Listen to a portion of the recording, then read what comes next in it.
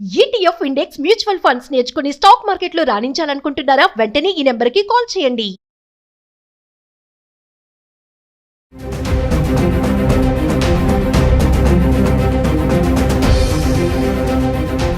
Hi Usha. Usha, US లో part time అనేది illegal, చట్ట విరుద్ధం. ఒక అడ్వకేట్ గా అది విరుద్ధం అని తెలుసు మన వాళ్ళకి. కానీ అంటే అక్కడికి వెళ్ళి చేయకపోతే మరి వాళ్ళని వాళ్ళు ఎలా పోషించుకుంటారు పాపం. కాబట్టి తప్పని పరిస్థితుల్లో చేసుకుంటారు. అది తెలిసి కూడా మనం కూడా పంపిస్తాము, ఎన్నో లక్షలు అప్పు చేసి మరి ఇంత చట్ట విరుద్ధాన్ని మనకు తెలిసి కూడా మనం అక్కడికి వెళ్ళి చెయ్యడం ఏమంటాం? That is white elephant in the room అని ఒక చిన్న నానుడు ఉంది. అంటే తెల్ల ఏనుగు రూమ్ లో ఉంది. అది ఉందని అందరికీ తెలుసు కానీ ఎవరు మాట్లాడరు దాని గురించి. తెల్ల ఏనుగు ఉందా? So that's the same thing with foreign వెళ్ళి చదువుకోవడం. చదువుకునేది మన వాళ్ళు వెళ్ళి జ్ఞానార్జన కోసం వెళ్ళి మళ్ళీ ఇండియా వచ్చి వ్యాపారాలు ఉద్యోగాలు చేయడానికి కాదు. Until unless your filthy rich family. నా కొడుకుని జస్ట్ అక్కడ లండన్ అమెరికా పంపించాను ఎంబీఏ చేయడానికో లేకపోతే వ్యాపారం ఎక్స్పెండ్ అవడానికో జస్ట్ ఎక్స్పోజర్ కోసము. వాళ్ళు చదువుకొని మళ్ళీ ఇండియాలో వచ్చి ఇక్కడ పొలిటీషియన్స్ అవుతారు, వ్యాపారస్తులు అవుతారు, బిగ్ బిజినెస్ మ్యాన్లు అవుతారు. అంటే డిఫరెంట్. చాలా మంది middle class, lower middle class వాళ్ళు లోన్లు తీసుకొని, అప్పులు తీసుకొని, స్థలాలు అమ్మేసి, పొలాలు తాకట్టు పెట్టి పిల్లల్ని చదివించడానికి ఫారిన్ కంట్రీస్ పంపిస్తారు. Example my ex husband is one of the classic example. So పల్లెటూరు నుంచి పంపించిన వాళ్ళు ఏంటి, మళ్ళీ ఆవు దగ్గర నుంచి గేదె దగ్గర నుంచి పాలు పిసుక్కోవాలి. పెంచారు కదా, పెంచినప్పుడు మళ్ళీ రిటర్న్ ఆన్ ఇన్వెస్ట్మెంట్ రావాలి. ఇక్కడ లోన్లు తీసుకొని ఎవరు కడతారు? Part time is not illegal. Part time for certain time is legal. Okay, per week 20 hours చేసుకోవచ్చు. బట్ 20 hours చేసుకొని వాడు చదువుకోవాలి. ఒక 50 లక్షలు 40 లక్షలు లోన్ తీసుకొని వెళ్ళినాడు, చదువు మీదే ఫోకస్ చేసి ఆ 20 hours చేసుకుంటూ 10 లక్షలు సంపాదిస్తాడేమో. అప్పే తీర్చాలా?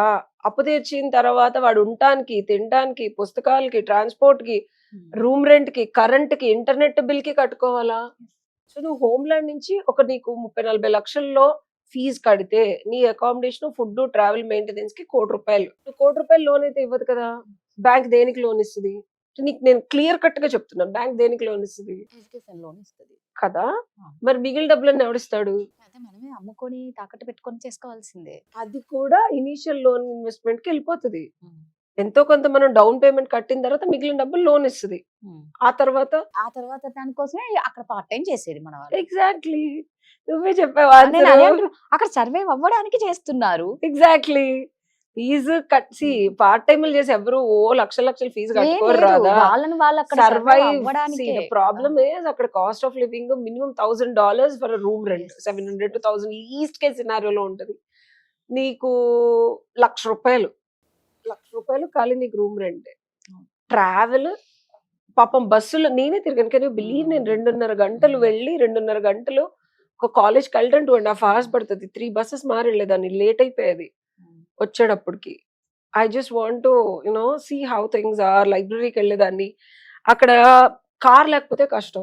Car is an expense. తినడానికి నేనంత నా లైఫ్ లో అంతకుముందు మా ఎక్స్ హస్బెండ్ ఉన్నప్పుడు మనకు ఆ నొప్పి తెలియలేదు. కానీ నేను మొన్న 2024 లో వెళ్తే గ్రేప్స్ కొనుక్కోవడానికి, ఒక బ్రెడ్ కొనుక్కోవడానికి ఒక దగ్గర $10 అయితే ఇంకో దగ్గర $2.5 అదే బ్రెడ్ అని. I use to travel all the way to down town just by the bread and some groceries. ఎందుకంటే అక్కడ ఎంఆర్పీలు ఉండవు. అదే బ్రెడ్ వేరే దగ్గర నీకు $10 $2కే దొరుకుతుంది.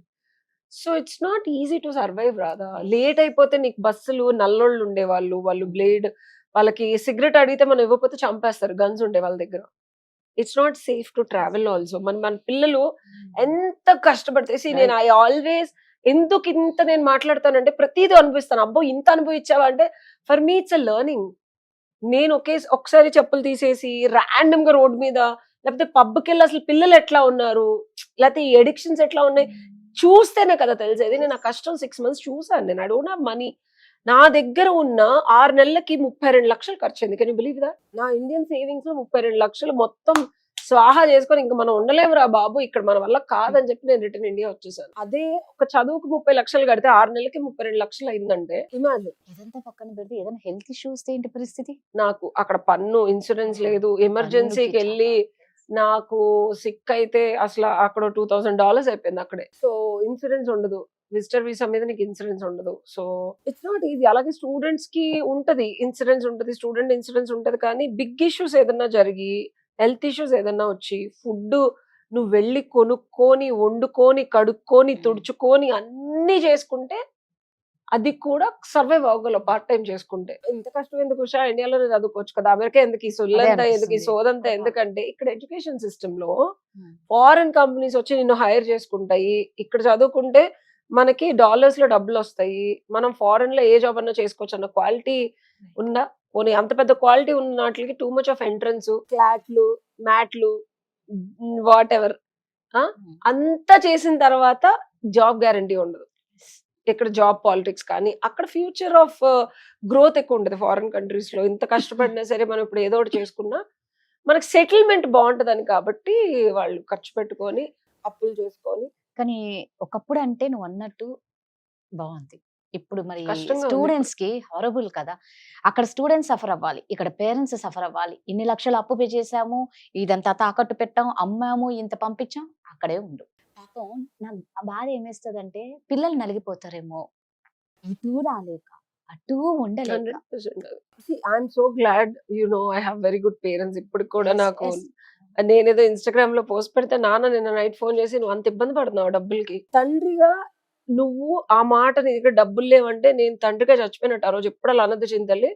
ఎనీ టైం నాకు ఇంత ఏజ్ వచ్చినా ఇప్పటికీ మై డాడ్ ఆల్వేస్ టెల్స్, నువ్వు ఓ పొడి చేసి పీకేసి కష్టపడిపోయి ఓ ఇది అవ్వక్కర్లేదు, నువ్వు ఉండటానికి తినడానికి సంపాదించుకో అంటాడు. ఇండియన్ తల్లిదండ్రులు ఎప్పుడైనా పిల్లలు కష్టపడితే పెద్దగా చూడలేరు రాదా జనరల్ గా. మోస్ట్లీ ఫారెన్ లో పిల్లలు చెప్పరు తల్లిదండ్రులకి వాళ్ళు ఎంత కష్టపడుతున్నారు, ఏం చేస్తున్నారు. కాదంటావా చెప్పు? Yes, అదే అంటున్నా. చాలా వరకు 100%. పిల్లలు తల్లిదండ్రులకి బానే తిన్నానమ్మా, ఉన్నానమ్మా, పడుకున్నానమ్మా అంటారు. తల్లిదండ్రుల నోట్లోంచి వచ్చేలోపు పిల్లలే అడ్జస్ట్ అయిపోయి నేను ఇక్కడే ఉంటాను నాన్న, నేను ఏదో ఒకటి నేనే సంపాదించుకొని అంత డబ్బులు అప్పు పెట్టాము, మనం సెట్ చేసుకొని వస్తానని అంటారు. ఒక 10-15% తల్లిదండ్రులు అయితే మొహం మీద అంటారు, మరి ఇంత ఖర్చు పెట్టావురా, ఫ్యాక్టే కదా రాదా, Yes, yes. ఇంత ఖర్చు పెట్టావురా, మరి ఇవన్నీ అప్పులు అయిపోతాయి, నువ్వు ఇక్కడికి వచ్చి 15,000-20,000 స్టార్టింగ్ జాబ్ ఎంత ఉంది రాదా, 25,000, అది కూడా ఎంతో ఎక్స్పర్టీస్ ఉంటే కానీ ఇవ్వరు. ఒక జూనియర్ కి, ఇప్పుడు నేను ఒక సీనియర్ దగ్గర అడ్వకేట్ చేసిన 10,000, నాకైతే అది కూడా ఇవ్వాల. ఏమన్నంటే నేను కేసు తెచ్చుకుంటే వచ్చిన దాంట్లో ఆయనకి ఇవ్వాలి అంతే. సో 10,000-15,000తో సర్వైవ్ ఎట్లా అవుతారు పిల్లలు? 20-30 లక్షలు అప్పులు చేసి ఇండియా వచ్చి వాళ్ళు కనుక 15,000-20,000తో జీతం మొదలు పెడితే ఆడే తినాలా, ఆడు బైక్ కొనుక్కోవాలా, ఆడు పెట్రోల్ పోసుకోవాలా, ఆడు పళ్ళు తోముకోవాలా, పేస్ట్ కొనుక్కోవాలా, ఏమైతుంది రాదా? సో కాబట్టి నువ్వు ఏదో ఒకటి కొంచెం అప్పు తీరే వరకన్నా అక్కడే కొంచెం సెటిల్ చేసుకొని వస్తే బాగుంటది అంటలో తప్పు లేదనేది నా మాట. Right, వెళ్ళే correct. ముందే ఆలోచించుకోవాలి. ఇప్పుడు Yes. నువ్వు అంత పరిస్థితి ఉన్నప్పుడు అక్కడ వర్స్ట్ కేస్ సినారియో Right. ఆలోచించుకోవాలి. ఇక మనం లేనప్పుడు, చేతగానప్పుడు మనం తప్పదు అక్కడే ఉండి సంపాదించుకోవాలి. ఎనీహౌ మన ఇండియన్స్ కి యుఎస్ లో ఉన్న కష్టమే. వాళ్ళందరికీ కష్టాలే, నిజంగా బాధేస్తుంది. మళ్ళా మన వాళ్ళు అప్పట్లో యుఎస్ అంటే, వాళ్ళు యుఎస్ నుంచి వచ్చారంటే ఈక్వల్ టు సెలబ్రిటీస్ ఒకప్పుడు. ఇప్పుడు ఇప్పుడు వాళ్ళ కూడా మీద ఉందిలే రాదా, జాలేస్తుంది. ఇప్పుడు కూడా ఉందిలే ఆ ఆహా, feel అలా ఉంది. లేదని నేను చెప్పట్లే, వాళ్ళు పడుతున్న కష్టానికి బాధేస్తుంది, నలిగిపోతున్నారు అక్కడ మన బాధ. వాళ్ళు అని బాధ. Psychological గా, అంతే. ఫైనాన్షియల్ గా. Thank you.